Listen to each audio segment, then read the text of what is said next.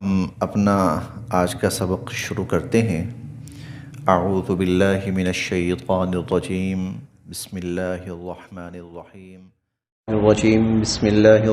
الرحیم۔ ومن الناس من يقول آمنا باللہ وبالیوم الآخر وما هم بمؤمنین۔ پچھلی آیات میں دو طرح کے لوگوں کا تذکرہ ہوا، دو گروہ کے لیجیے، دو طرح کے لوگ کے لیجیے، ان کا تذکرہ ہوا۔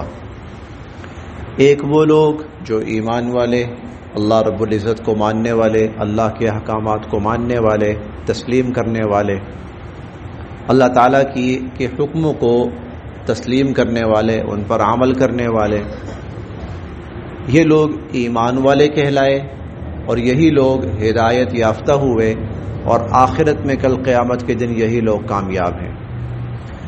دوسرے وہ لوگ جو ان کے بالکل برعکس ہیں، اور وہ کافر، یعنی جنہوں نے ماننے سے انکار کیا، اللہ رب العزت کی وحدانیت کو، اللہ کے دین کو، اللہ کی کتابوں کو، اللہ کے رسولوں کو ماننے سے انکار کیا، یہ لوگ کافر کہلائے۔ ان کے لیے انجام تباہی ہے، عذاب ہے، ناکامی ہے۔ اب آج کا جو سبق شروع ہو رہا ہے سورہ البقرہ کی یہ آیت نمبر 8 ہے، یہاں سے اللہ تعالیٰ ایک تیسرے گروہ کا تذکرہ شروع کر رہے ہیں۔ یہ جو تیسرا گروہ ہے یہ قرآن کریم کی اصطلاح کے مطابق منافق کہلاتا ہے۔ قرآن کریم کی اصطلاح وہ منافق ہے، قرآن کریم نے ان کو منافقین قرار دیا ہے۔ یہ منافق کون لوگ تھے؟ مختلف طرح کے لوگ قرآن کریم نے ان کو منافق قرار دیا۔ ایک طبقہ وہ تھا منافقین کا، میں آپ کو تھوڑا سا اس کا پہلے پس منظر بتا دیتا ہوں۔ مدینہ عرب جو تھا یہ گروہوں میں بٹا ہوا تھا، قتل و غارت گری، لڑائیاں، خون ریزیاں، قبیلوں کے آپس میں لڑائیاں، اور یہ لڑائیاں پھر چلتی تھیں سال ہا سال، 10 سال، 20 سال، 40 سال، 50 سال، 100 سال تک جنگیں چلتی تھیں، خون، قتل و غارت گری، تباہی۔ حضور علیہ الصلوۃ والسلام کی نبوت کا جو وقت ہے تو اس وقت جو یہ مدینہ کہلاتا ہے نا، بعد میں یہ مدینہ کہلایا، پہلے یثرب کہلاتا تھا۔ یہاں کے کچھ لوگ اکٹھے ہوئے کہ کب تک ہم یہ سب کرتے رہیں گے، تباہی، خون، لڑائیاں، جنگیں، کب تک یہ چلتا رہے گا؟ اچھا جی کیا کریں پھر؟ کوئی ایک سسٹم بناتے ہیں، اور ہمارے جتنے بھی ارد گرد کے قبائل ہیں وہ سب کے سب اس سسٹم کے تحت آ جائیں گے۔ جیسے کیونکہ جس طرح دنیا میں نا اس وقت ایک بڑی بڑی حکومتیں تھیں، روم کی حکومت تھی، ایران کی حکومت تھی، روم کا بادشاہ ہے پورے ملک کا ایک حکمران، ایران کا بادشاہ ہے پورے ملک کا ایک حکمران، کیسر و کسریٰ یہ لوگ کہلاتے تھے۔ تو اس طرح کا کوئی سسٹم، کوئی سیٹ اپ ہم بھی بناتے ہیں، تو ہمارا ایک حکمران ہو، ایک حاکم ہو، ایک بادشاہ ہو، اور باقی سب ہم اس کے ماتحت مل کر چلیں گے اور امن سے سکون سے رہیں گے۔ یہ کیا، وہ قبیلہ اٹھا اس کو مار دیا، وہ اٹھا اس کو مار دیا، اس نے ان کے لوگ اغوا کر لیے، اس نے ان کے لوگ اغوا کر لیے، اس نے ان کے کھیت تباہ کر دیے، اس نے ان کے کھیت تباہ کر دیے۔ یہ ایک بات چیت چل رہی ہے، ایک سیٹ اپ کی کچھ شکلیں جو ان کے سامنے آ رہی ہیں۔ چنانچہ عبداللہ ابن ابی، اس پر ان کا اتفاق ہوا کہ اس کو ہم اپنا حاکم کہہ لیں، بادشاہ کہہ لیں، بناتے ہیں، لیڈر بناتے ہیں۔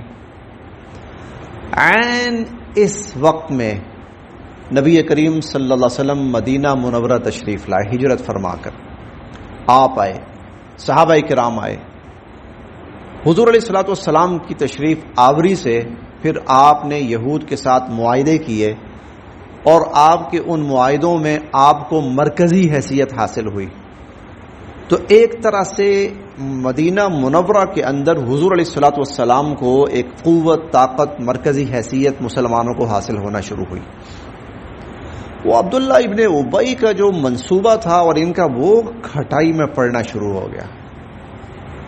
انہوں نے دیکھا کہ ابھی ہم ان لوگوں کے ساتھ زیادہ چھیڑ چھاڑ نہیں کر سکتے، چلو صبر کرو، دیکھو انتظار کرو، وقت ملے گا ہمیں، کوئی موقع ملے گا، ہم ان کی بساط لپیٹ کے اپنا وہ سسٹم یہاں بحال کریں گے. لیکن وقت کے ساتھ ساتھ ہوا یہ کہ حضور علیہ الصلوۃ والسلام اور مسلمانوں کا جو تھا وہاں پر انتظام بہتر ہوتا گیا، آپ کی حیثیت مستحکم ہوتی گئی، اختیار کنٹرول آپ کے ہاتھ میں آتا گیا. جوں جوں مسلمانوں کو طاقت ملتی گئی، انتظام بہتر، اختیار، قوت آتی گئی، تو نا ان کے دلوں کے اندر مسلمانوں کے بارے میں نفرت اور دشمنی یہ بڑھتی گئی. لیکن وہ اظہار نہیں کر سکتے، ظاہراً لڑائی مول نہیں لے سکتے. انہوں نے کیا کیا؟ انہوں نے دوسرا رنگ اختیار کیا، ان کے اندر گھس جاؤ، ان میں شامل ہو جاؤ، ابھی ان میں گھس جاؤ، ان میں شامل ہو جاؤ، ابھی ان سے ہم لڑائی نہیں کرتے، چھیڑ چھاڑ نہیں کرتے، موقع ملے گا تو ان کی جڑ کاٹ دیں گے. اب یہ جو طبقہ تھا مسلمانوں کے اندر شامل ہوا، یہ مسلمان تھا نہیں، لیکن گیٹ اپ ظاہراً اس نے اپنے آپ کو مسلمان ہی بنائے رکھا. نمازوں میں آتے تھے، وہ نمازیں بھی پڑھتے تھے، وہ محفلوں میں شامل بھی ہوتے تھے، ذکر و اذکار بھی کرتے تھے، لیکن وہ موقع کی تلاش میں ہوتے تھے، موقع ملے اور ہم ان کی جڑ کاٹیں. جہاں موقع ملا انہوں نے وار کیا، جب موقع ملا ہم یہ پڑھتے رہیں گے کب کہاں انہوں نے وار کیے اور کس طرح اسلامی نظام کو تباہ کرنے کی انہوں نے اپنی سی کوششیں کی. ایک یہ طبقہ ہے منافقین کا، یہ مسلمان نہیں تھا. چنانچہ غزوہ احد میں حضور صلی اللہ علیہ وسلم صحابہ کرام کو لے کر چلے تو یہ ایک گروپ ساتھ تھا.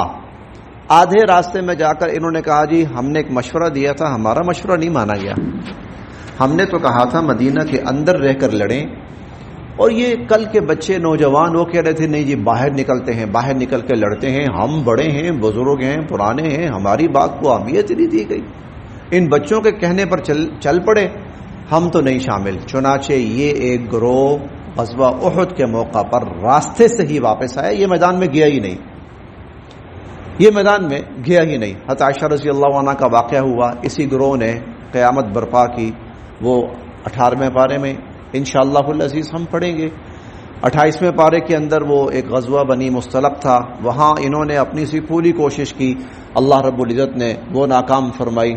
اس کے علاوہ اور بہت سارے مواقع. ایک یہ طبقہ تھا بظاہر ایمان والے. یہ عبداللہ بن ابی جو ان کا لیڈر تھا نا بڑا، جس کو رئیس المنافقین کہا جاتا ہے، یہ جمعے والے دن حضور علیہ الصلوۃ والسلام کے ممبر پر تشریف آوری سے پہلے کھڑے ہو کے کہتا تھا لوگوں سنو میری بات، یہ اللہ کے نبی ہیں، ان کی بات بہت دھیان سے سنو، اسی میں تمہاری دنیا اور آخرت کی کامیابی ہے اور نجات ہے. یہ جمعے سے پہلے باہر نکل کر سازشیں کرتے تھے. ایک طبقہ یہ تھا منافقین کا، ایک طبقہ یہ تھا. چنانچہ اللہ رب العزت نے اب اگلی آیات میں ان کا تذکرہ شروع کیا ہے کہ تم ان کو سمجھ رہے ہو کہ ہم میں سے ہیں، وما ہم منکم، یہ تم میں سے نہیں ہے. یہ کہتے ہیں ہم ایمان والے ہیں، ایمان والے نہیں ہیں. یہ سورہ منافقون کی پہلی آیت ہے کہ جب منافق آپ کے پاس آتے ہیں تو کہتے ہیں ہم گواہی دیتے ہیں کہ آپ اللہ کے رسول ہیں، اور اللہ جانتے ہیں کہ آپ اللہ کے رسول ہیں، لیکن منافق جھوٹ بول رہے ہیں. کیوں؟ وہ زبان سے اقرار ہے، دل سے اس کو نہیں مانتے. وہ ایک اور طبقہ تھا منافقین کا. منافقین کا ایک طبقہ اور بھی تھا. یہ کون لوگ تھے؟ یہ وہ لوگ تھے کہ جن کو اسلام سے دلچسپی نہیں تھی، لیکن وہ اسلام کے مخالف بھی نہیں تھے. یہ وہ لوگ تھے، انہوں نے دیکھا کہ یہاں پر سارا انتظام اختیار مسلمانوں کا ہے، چلو ہم بھی ان میں مسلمان بن کے رہ لیتے ہیں، تو جو فوائد سارے ان کو حاصل ہوتے رہیں گے وہ فوائد ہمیں بھی حاصل ہوتے رہیں گے. نماز پڑھتے ہیں تو ہم بھی پڑھ لیا کریں گے. ایک طبقہ یہ بھی تھا، یہ بھی دل سے اصل میں یقین کے ساتھ مسلمان نہیں ہوئے تھے. ایک طبقہ یہ بھی تھا. ایک طبقہ اور بھی تھا منافقین کا. یہ وہ لوگ تھے، وہ کہتے تھے بالکل اللہ کی ذات وحدہ لا شریک ہے، حضور صلی اللہ علیہ وسلم اللہ کے سچے نبی ہیں، قرآن اللہ کی سچی کتاب ہے، آخرت پر ایمان، سب کچھ ہے، بس اس سے آگے نہیں۔ اگر ہمیں یہ کہا جائے کہ بھائی جان قربان کرو، مال قربان کرو، نہیں بھائی نہیں، یہ مشکل کام ہے، یہ ہم نہیں کرنے لگے، بس ٹھیک ہے نماز پڑھ لیا کریں گے، ہم اللہ کو سچا مانتے ہیں، اللہ کے نبی کو سچا مانتے ہیں۔ یہ عملی منافق تھے، یہ تین طرح کے طبقات جو ایمان والوں میں شامل ہو کر بھی ایمان والے نہیں تھے، ان کو قرآن کریم نے منافقین کہا ہے۔ اب اگلی آیات میں اللہ رب العزت ان کا تذکرہ فرما رہے ہیں۔ دراصل یہ جو منافقین ہوتے ہیں اور منافقین کا طبقہ، یہ صرف حضور علیہ الصلوۃ والسلام کے زمانے کے ساتھ خاص نہیں تھا، یہ ہر زمانے میں ہوتا ہے، یہ ہر زمانے میں ہوتا ہے۔ اسی لیے اللہ تعالیٰ نے بہت کثرت کے ساتھ، بہت کھول کر، بہت تفصیل کے ساتھ ان منافقین کا تذکرہ کیا۔ ان کے بارے میں سورہ محمد میں ایک آیت آتی ہے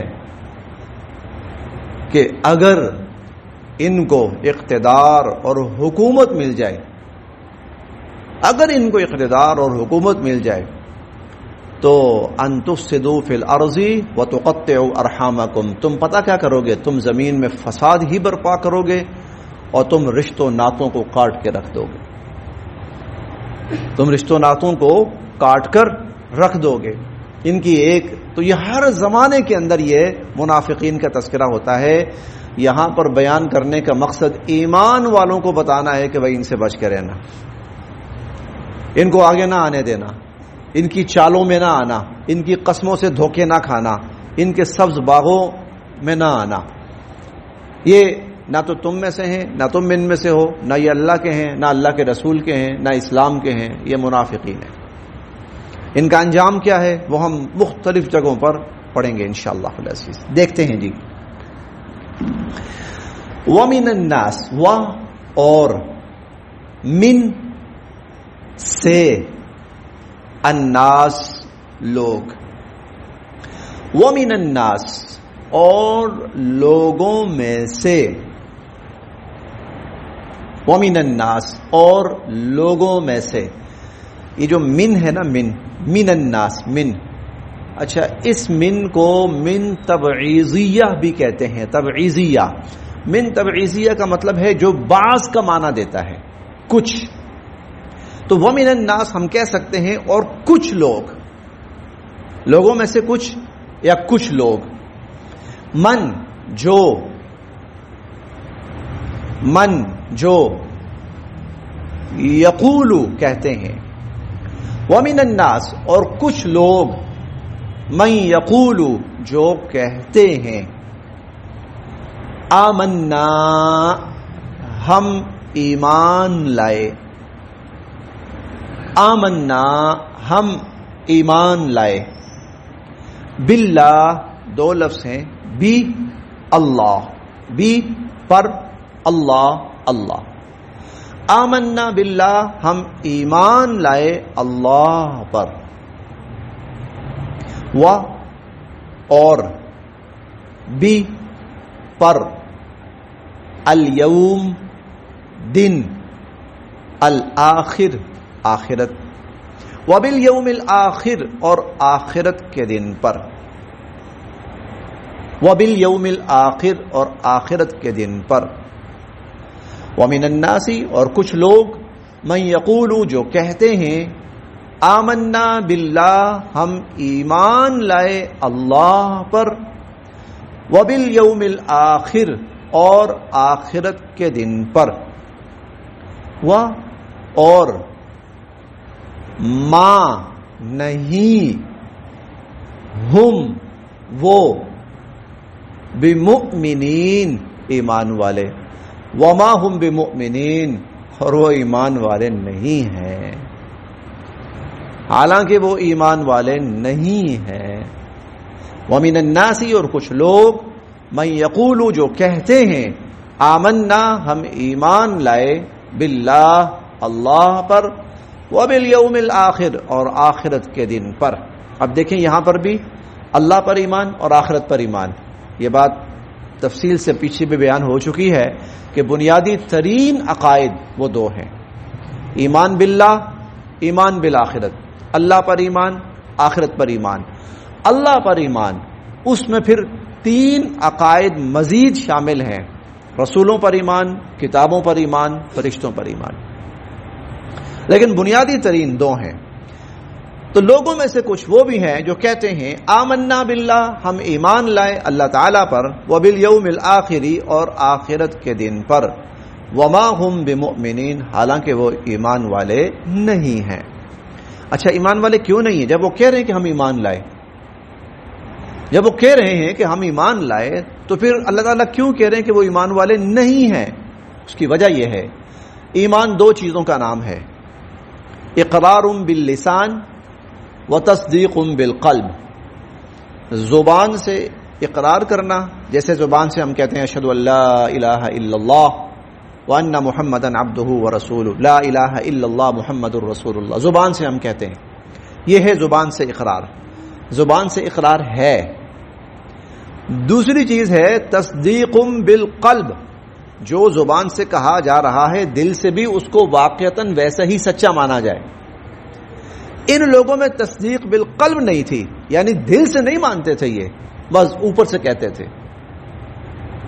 اوپر سے کہتے تھے۔ اگلی آیت میں ہم پڑھیں گے، یہ اللہ کو اور ایمان والوں کو دھوکہ دینے کی کوشش کر رہے ہیں، ایمان کا دعویٰ کر کے اللہ اور ایمان والوں کو دھوکہ دینے کی کوشش کر رہے ہیں، یہ ہم اگلی آیت میں انشاءاللہ پڑھیں گے۔ اسی لیے اللہ نے فرمایا چونکہ دل سے ان کا یقین نہیں ہے، اس لیے ایمان والے ہے ہی نہیں۔ ایمان کے لیے دونوں چیزیں ضروری ہیں، اقرار باللسان، زبان سے اقرار کرنا، وتصدیق بالقلب، اور دل سے اس کی تصدیق کرنا۔ ہم کہتے ہیں ہم اللہ کو ایک مانتے ہیں، زبان سے کہتے ہیں، دل سے بھی مانتے ہیں۔ ہم کہتے ہیں حضور علیہ الصلوۃ والسلام اللہ کے نبی اور رسول ہیں، زبان سے کہتے ہیں اور دل سے بھی اس کو مانتے ہیں۔ ہم نے مرنا ہے، مرنے کے بعد اللہ کے حضور حاضر ہونا ہے، زبان سے کہتے ہیں، دل سے بھی مانتے ہیں۔ یہ ہے تصدیق بالقلب، یہ دونوں چیزیں ضروری ہیں۔ جہاں تصدیق بالقلب نہ پائی گئی وہاں ایمان ہے ہی نہیں، اس ایمان کا اعتبار ہی نہیں ہے۔ منافقین صرف زبان سے کہتے تھے، دل سے ان کا یقین نہیں تھا، اس لیے فرمایا وما ہم بمؤمنین، یہ ایمان والے ہے ہی نہیں۔